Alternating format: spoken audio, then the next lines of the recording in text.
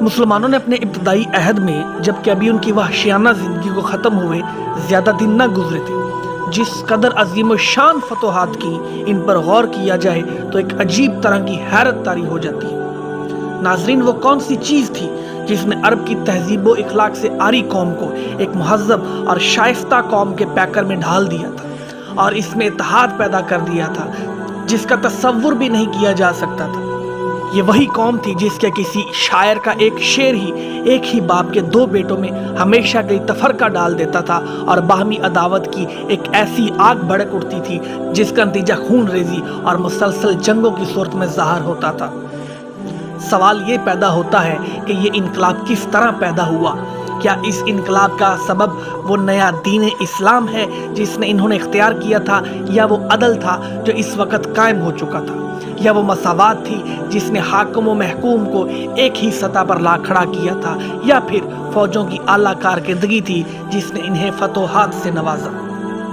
ناظرین، ان تمام باتوں کا ایک ہی جواب ہے، وہ دین اسلام ہی تھا جس نے عربوں کے منتشر شرازے کو یکجا کر دیا، ان کے صفوں میں اتحاد پیدا کیا، دوہرے جاہلیت کی مہلک رسوم سے انہیں روکا، اور عین اس وقت جب ان کی قوتیں باہمی تنازعات میں ضائع ہو رہی تھیں، ان کے سامنے ایک نصب العین رکھا اور ان کی قوتوں کو اس نصب العین کے حصول میں لگا دیا۔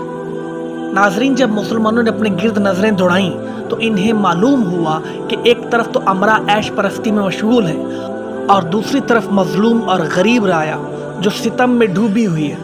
ننگ انسانیت کام ہو رہے ہیں، ہر طرف گمراہی کا بازار گرم ہے۔ ناظرین، اس وقت انہیں یہ خدائی فرمان یاد آیا، تم میں سے ایک ایسی جماعت ہونی چاہیے جو لوگوں کو نیکی کی طرف بلائے، بھلائی کی تلقین کرے اور بدی سے بچائے۔ بس اس فرمان کے تحت انہوں نے لوگوں کو ہدایت دینے کی خاطر کمر ہمت باندھی اور اشاعت اسلام میں لگ گئے۔ ان کے پیش نظر ایک ہی مقصد تھا، اور وہ مقصد تھا اللہ کی وحدانیت کا اعلان اور مخلوق خدا کی بھلائی۔ دین کے اس مقصد کے حصول کے لیے جن شاہ سواروں نے بحر ظلمات میں گھوڑے دوڑائے، پہاڑوں کے سینے شک کر ڈالے اور دریاؤں اور سمندروں کو پایاب کر دیا، ان میں خالد بن ولید کا نام بڑی بلندی پر چمکتا دمکتا دکھائی دیتا ہے۔ ناظرین، حضرت خالد بن ولید کا شجرہ نسب کچھ اس طرح سے ہے: ابو سعید خالد بن ولید عبداللہ بن مخزوم بن یکزا بن مروہ بن قاب بن لوئی۔ اس طرح خالد بن ولید کا نسب 7ویں پشت میں حضور اکرم صلی اللہ علیہ وآلہ وسلم سے مل جاتا ہے۔ خالد کی والدہ کا نام لباب الصغرا تھا جو حارث بن حزن حلالیہ کی بیٹی تھی۔ خالد کی والدہ اور ان کے والد ولید کا سلسلہ نسب مظہر پر جا کر مل جاتا ہے۔ ناظرین، خالد بن ولید کی تاریخ پیدائش پر مورخین میں کافی اختلاف ہے۔ ابن عساکر نے اپنی سیرت میں لکھا کہ بچپن میں ایک دفعہ خالد بن ولید اور جناب عمر بن خطاب میں کشتی ہوئی تھی جس میں خالد نے عمر کی پنڈلی توڑ ڈالی تھی جو کافی علاج معالجے کے بعد ٹھیک ہوئی تھی۔ اس واقعہ سے حضرت خالد اور حضرت عمر کا تقریباً ہم عمر ہونا ثابت ہوتا ہے۔ ظہور اسلام کے وقت حضرت عمر علیہ السلام کی عمر 27 سال تھی، اس طرح خالد بھی اس وقت تقریباً 27 سال کے ہوں گے۔ ناظرین، اب دیکھیے، حضور اکرم صلی اللہ علیہ وآلہ وسلم پر پہلی وحی 12 فروری 610 عیسوی کو نازل ہوئی۔ اس میں سے اگر 27 سال نکال دیے جائیں تو 583 بچتے ہیں، اور یہی خالد بن ولید کی تاریخ پیدائش ہے، یعنی حضرت خالد رضی اللہ تعالیٰ عنہ اور رسول کریم صلی اللہ علیہ وآلہ وسلم کی ولادت کے 12 سال بعد پیدا ہوئے تھے۔ ناظرین، خالد بن ولید کی کہانی کو آگے بڑھانے سے پہلے بہتر یہ معلوم ہو رہا ہے کہ ان کی جائے پیدائش، والدین اور ان کے قبیلے کا تھوڑا سا تذکرہ ہو جائے، کیونکہ ماہرین نفسیات کا خیال ہے کہ انسان پر اپنے ماحول کا بڑا اثر پڑتا ہے۔ اس مقام کے دریا، پہاڑ اور وادیوں وہاں کے باسیوں کے دوست ہوتے ہیں، ان کے مزاح و عادات کو متاثر کرتے ہیں۔ بعض ماہرین کا یہ بھی خیال ہے کہ کسی بھی بچے پر اس کے پیدا ہونے سے پہلے سے ہی ماحول کا اثر ہونا شروع ہو جاتا ہے۔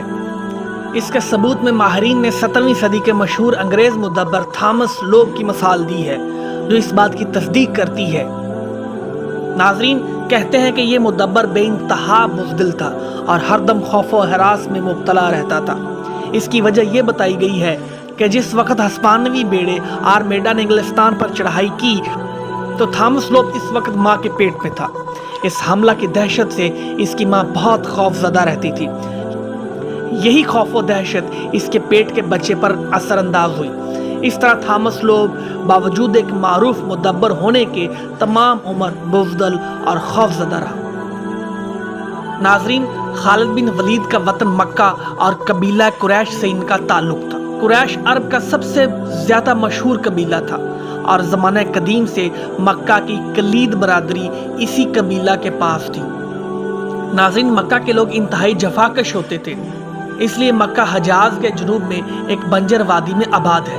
یہاں کی پتھریلی زمین نہ کاشت کے قابل ہے اور نہ صنعت و حرفت کے لیے موزوں ہے، چنانچہ ان کا پیشہ تجارت بلکہ بیرونی تجارت ہوتا تھا اور مکہ والے سال کے بیشتر حصہ میں سفر میں رہتے تھے۔ قرآن حکیم نے مکہ والوں کی بود و باش کے سلسلے میں فرمایا ہے، چونکہ اللہ تعالیٰ نے قریش کے دلوں میں جھاڑے اور گرمی کے دنوں کے لیے سفروں کی الفت پیدا کی ہے، اس لیے انہیں چاہیے کہ اس الفت کو پیدا کر دینے کی وجہ سے اس خانہ کعبہ کے مالک کی عبادت کریں، جس نے انہیں بھوک میں کھانے کو دیا اور خوف میں انہیں امن میں رکھا۔ ناظرین، مکہ کی آب و ہوا گرم ہے مگر یہاں کا پانی صاف، شفاف اور ہر قسم کی گندگی سے پاک ہے۔ چونکہ یہ علاقہ ساحل سمندر کے قریب ہے، اس لیے اس پر صحرائی آب و ہوا کا زیادہ اثر نہیں ہوتا۔ ناظرین، واضح رہے کہ یہ حالات پہلی صدی ہجری کے ہیں۔ ان طبعی حالات کا اثر ان کے مزاج پر پڑنا ضروری تھا، چنانچہ جفاکشی اور مشقت کی عادت ان کے خون میں رچی بسی تھی۔ وہ کھلے آسمان تلے رہتے تھے، اس لیے قدرتاً ان کو ستارہ شناسی کا بھی شوق تھا۔ ہم وقت سفر میں رہنے کی وجہ سے وہ بہت زیادہ محنتی اور بہادر تھے۔ ناظرین، مکہ جس کا نام پہلے بکہ تھا، ہمیشہ سے قابل احترام شہر سمجھا جاتا تھا، اس لیے کہ اس جگہ وہ عمارت تعمیر ہے جسے بیت اللہ اور خانہ کعبہ کے نام سے پکارا جاتا ہے۔ اس عمارت کو حضرت ابراہیم علیہ السلام نے اپنے بیٹے حضرت اسماعیل علیہ السلام کی مدد سے تعمیر کیا تھا۔ اہل مکہ کو یہ خصوصیت بھی حاصل تھی کہ وہ حضرت اسماعیل علیہ السلام کی اولاد تھی۔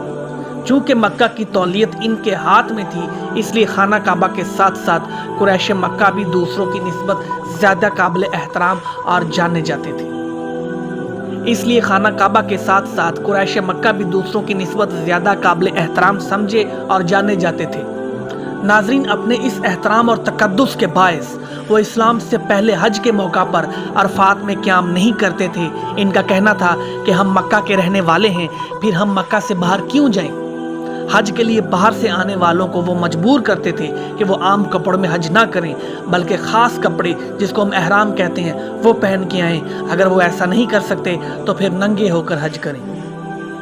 ناظرین، مکہ اس تجارتی رستے پر واقع تھا جہاں سے ہندوستان اور دوسرے ممالک کے تاجر اپنا سامان لے کر یمن اور شام اور مصر کو جایا کرتے تھے۔ اس وجہ سے مکہ میں کئی بڑے بڑے بازار تھے جہاں سامان کی خرید و فروخت ہوتی تھی۔ ہر آنے والا قافلہ یہاں کچھ دن ضرور ٹھہرتا تاکہ آگے کے سفر کے لیے سامان خورد و نوش وغیرہ جمع کرتا رہے۔ مکہ میں بڑے بڑے تاجر تھے جو سامان لے کر شام و مصر کا سفر کرتے تھے۔ اس طرح تجارت ان کا بڑا معزز پیشہ تھا۔ کثرت سفر اور دوسری اقوام سے میل جول سے اہل مکہ کو بہت فائدہ پہنچا۔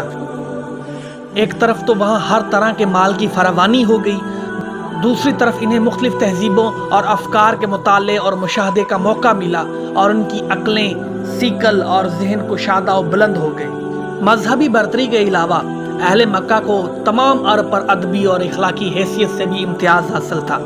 اس امتیاز کا آغاز اس وقت ہوا جب قریش کے جد امجد کسی بن کلاب نے خزاعہ پر غلبہ حاصل کر کے مکہ کی سیادت اور بیت اللہ کا تمام انتظام اپنے ہاتھ پر لے لیا۔ ناظرین، کسار نے جو قدر و منزلت حاصل کی وہ ان کے بعد بھی ان کی نسل میں قائم رہا۔ چنانچہ اہل مکہ تمام جزیرت العرب میں ادب و احترام سے دیکھے جاتے تھے۔ ان امتیازات میں مکہ کے بازاروں کا بڑا ہاتھ تھا۔ وہاں بڑے بڑے میلے لگتے تھے۔ خرید و فروخت اور کھیل تماشوں کے علاوہ وہاں تمام عرب کے شعراء، ادیب اور خطیب جمع ہوتے تھے۔ یہ بازار عام طور پر سالانہ میلوں ٹھیلوں پر خوب سجائے جاتے تھے اور ہفتوں یہ نمائشیں اور میلے جاری رہتے تھے۔ इस दौर में कबीला परस्ती का बड़ा जोर था। कबीला के नाम और आन पर अरब का हर आला व अदना हर वक्त अपनी जान निछावर करने को तैयार रहता था। नाज़रीन, उकाज का सालाना मेला मक्का का सबसे बड़ा त्यौहार था। इसमें तमाम आलम अरब जमा होते, शोरा अपने अपने कबीलों की तारीफों में ज़मीनों आसमान के कलाबे मिलाते थे। इन महफिलों में शायर आमने सामने बैठ जाते और अपने अपने कबीले की तारीफ व तौसीफ में फिल बदरिया अशार कहते। इसी तरह खतीबो अदीब भी मुकालमों में मसरूफ़ रहते थे। इस बदिया गोई और मुकालमों की बदौलत ही अरबी ज़बान इस कदर वसी व फसी है कि दुनिया की चंद अजीम ज़बानों में तस्लीम होती है। अहले मक्का के बारे में एक ख़ास बात यह भी थी कि तमाम शोरा अपने कबीला की तारीफ करते वक्त कुरैश को इस मुकाबले से मुस्तस्ना कर देते थे। तमाम अरब ने यह तस्लीम कर लिया था कि कबीला कुरैश अरब का सबसे अजीम और मोहतरम कबीला है। चुनांचे अरब का मशहूर शायर अख्तल कहता है, मैंने तमाम लोगों को खूब अच्छी तरह परख के ये राय कायम की है कि हम सिवाय कुरैश के बाकी तमाम लोगों से अफजल हैं। नाजरीन, अरब अपनी बड़ाई, बर्तरी और बहादुरी पर गरूर की हद तक फख्र करते हैं। कुव्वत बर्दाश्त, कामयाबी की तमन्ना, दुश्मनों से इंतकाम का जज्बा इनमें बददर्जा आतम पाया जाता है। मेहमान नवाजी और पनाह गजियों की हिफाजत को अरब अपना फर्ज समझते थे और इस सिलसिले में अपनी जान तक दे देते थे। नाजरीन, अहले मक्का का शऊर बेदार था। इनका सियासी निज़ाम शुराई किस्म का था। ओहदों और बुतों की तकसीम में हर कबीला हिस्सा लेता और इसे इसका हिस्सा और हक मिलता था। बाहमी सलाह मशवरे के लिए मक्का में एक दारुल नदवा कायम था। वहाँ कबायली सरदार जमा होते थे और मौजू बहस मामला पर अपनी राय देते थे। इन आरा की रोशनी में कोई कितई फैसला किया जाता था। इसी निज़ाम को मगरबी दुनिया ने इख्तियार किया और दारुल नदवा का नाम पार्लियामेंट हो गया। खालिद बिन वलीद का ताल्लुक बनु मखजूम से था, जो कुरैश का एक मुअज़्ज़ज़ कबीला था और इस कबीला में धना, ज़ेरक और बाकमाल लोगों की कमी न थी। मुगीरा बिन अब्दुल्ला बिन उमरू, जिनकी सखावत का चर्चा दूर दूर था, इनका ताल्लुक इसी कबीला से था। इसी कबीला के एक फर्द अबू वहब बिन उमरू ने सबसे पहले अरबों को यह बताया था कि तमीरे काबा में हराम या गलत तरीके से हासिल की हुई रकम कितई खर्च नहीं होनी चाहिए। इसका किस्सा कुछ इस तरह से है, जब कुरैश नए सिरे से तामीरे काबा करने लगे तो अबू वहब ने कहा, ऐ मेरी कौम के लोगों, तुम इस इमारत की तमीर शुरू करने लगे हो जो खाना खुदा है, जहाँ दिन रात खुदा का नाम लिया जाता है।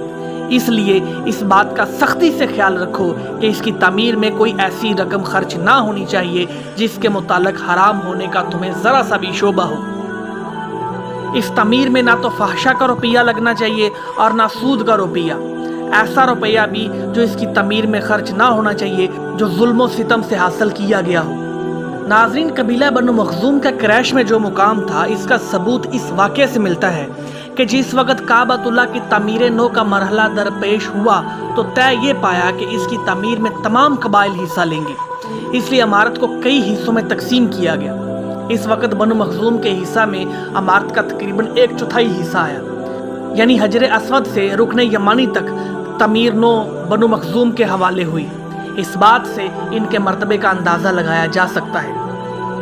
नाजरीन, ये बात बयान हो चुकी है कि कुरैश में बनु हाशिम के बाद बनु मखजूम ही थे और कुरैश की सियादत व क़ियादत के सिलसिले में बनु हाशिम और बनु मखजूम में हमेशा तकरार होती थी। इसलिए अबू जहल बनु हाशिम को ताने दिया करता था कि जिस वक़्त सखावत, शुजाअत, बुजुर्गी और इज़्ज़त व शर्फ का मुकाबला हुआ और घोड़े मैदान में दौड़ने लगे और हमने मुकाबला जीत लिया, तो इस वक़्त तुमने कहना शुरू कर दिया कि हम में नबी पैदा हो गया।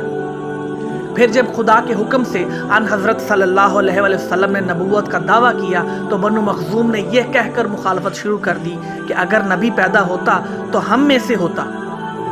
नाजरीन, राकदी ने लिखा है कि जंग बदर के खराजात पूरे करने के लिए मुशरिकीन मक्का ने एक काफिला शाम की तरफ रवाना किया और ये तय हुआ था कि इसका मुनाफा बाहम तकसीम नहीं किया जाएगा, बल्कि इस मुनाफे से मुसलमानों से जंग के लिए सामान हर्ब खरीदा जाएगा।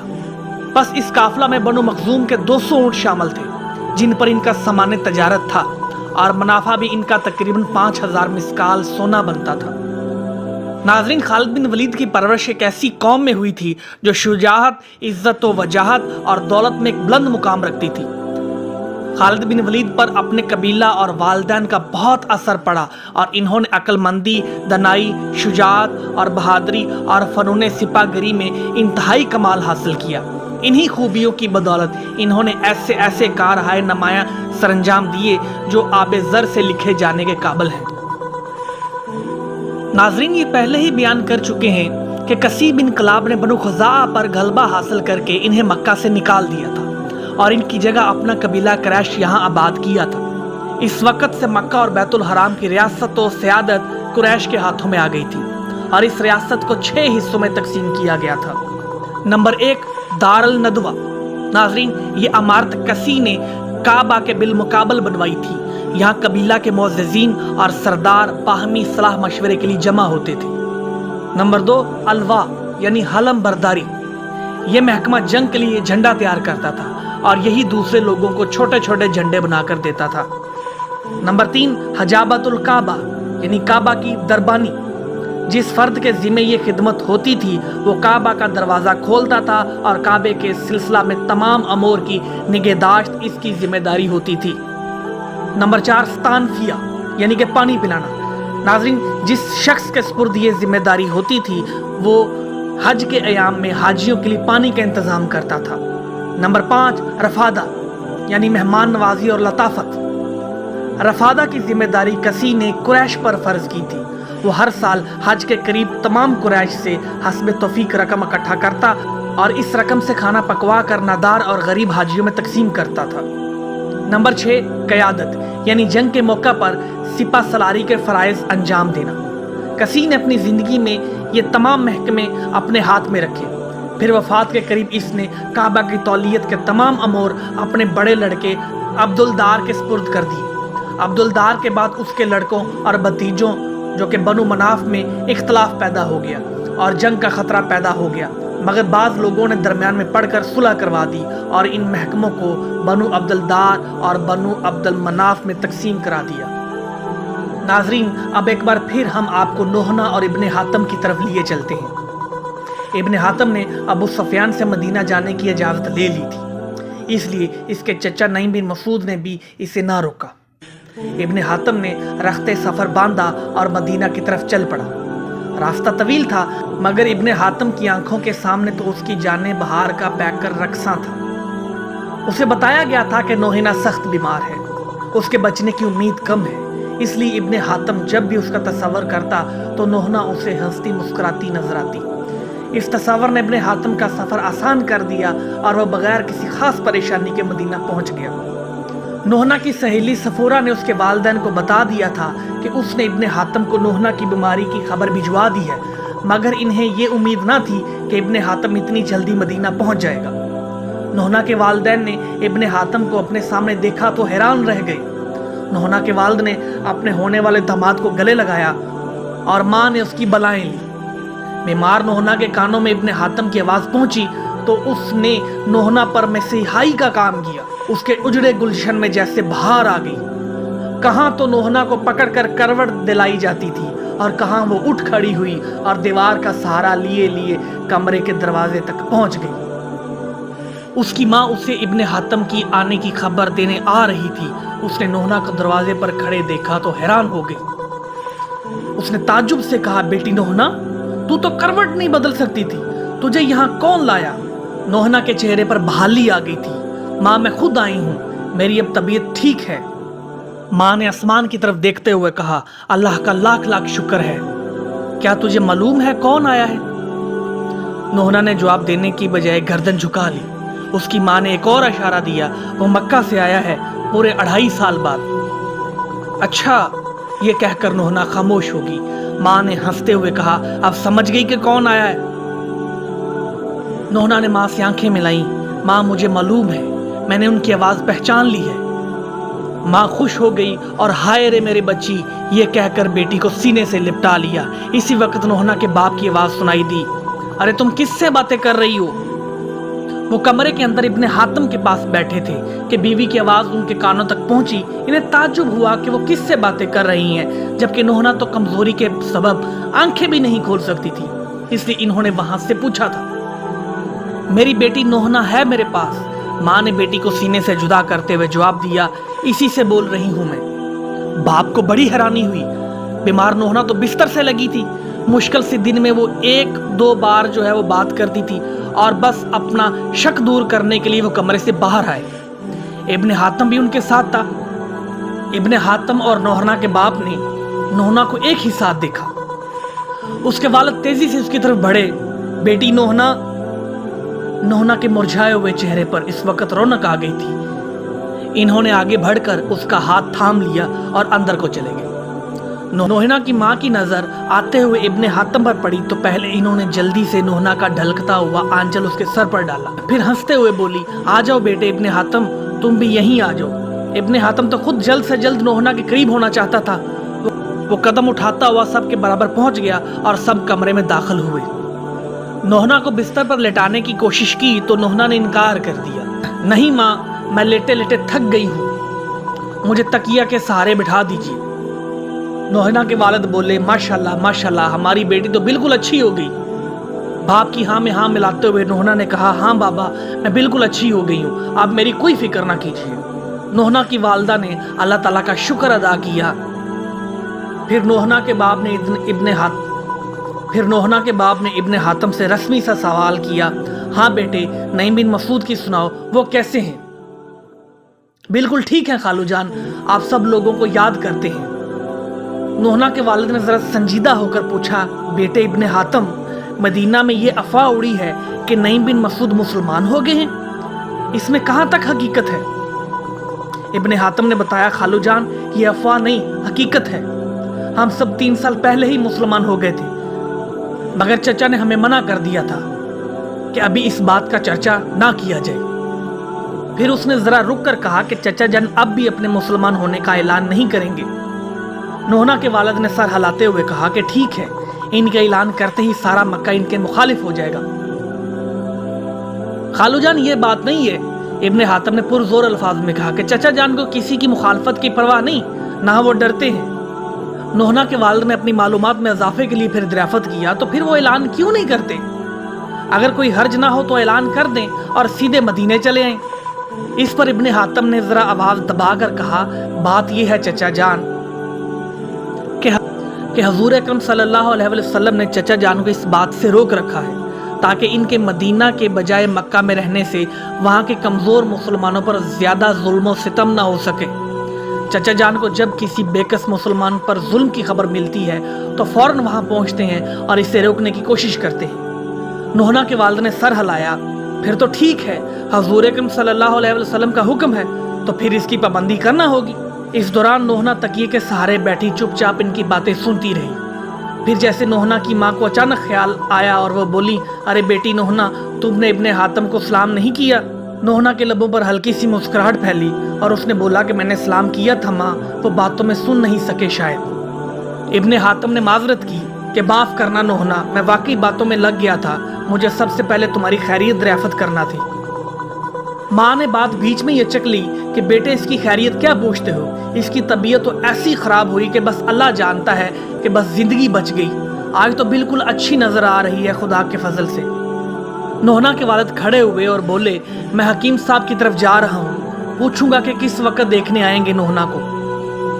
नोहना की माँ भी कुछ देर बाद किसी बहाने वहाँ से उठाई ताकि दोनों को गुफ्तगू करने का कुछ वक्त मिल सके।